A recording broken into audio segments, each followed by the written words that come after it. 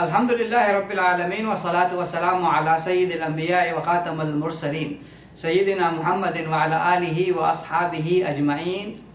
ساتھیو، ہماری نجی محفلیں ایسی بن گئی ہیں جس میں لوگوں کا تذکرہ کیا جاتا ہے، غیبت کی جاتی ہے، برائیاں کی جاتی ہیں۔ خاص طور پر خواتین کی مجلسیں ان برائیوں سے اور ان گناہوں سے کسی طور پر پاک نہیں، الا من رحم اللہ، سوائے اس کے کہ بعض لوگ ایسے بھی ہیں جن کی محفلیں اللہ کے ذکر پر مشتمل ہوتی ہیں اور غیبت سے پاک ہوتی ہیں۔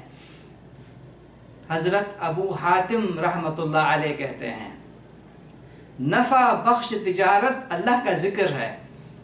سب سے زیادہ نفع دینے والی تجارت جو ہے وہ اللہ کا ذکر ہے، اور سب سے نقصان دینے والی جو تجارت ہے وہ لوگوں کا تذکرہ ہے۔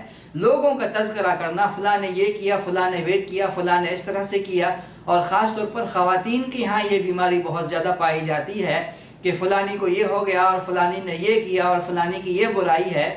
سب سے نقصان دہ تجارت یہی ہے کہ آپ گھر بیٹھے بغیر کسی مشقت کے لوگوں کے گناہ اپنے سر ڈال رہے ہیں۔ سب سے نقصان دہ تجارت ہے، اور سب سے اچھی، سب سے نفع بخش اور سب سے فائدہ مند تجارت اللہ تعالیٰ کا ذکر ہے۔ اللہ تعالیٰ ہمیں اس کا ذکر کرنے والا بنائے۔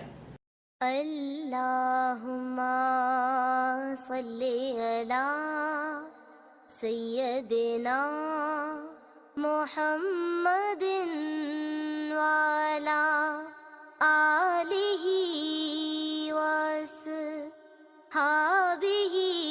وسلم۔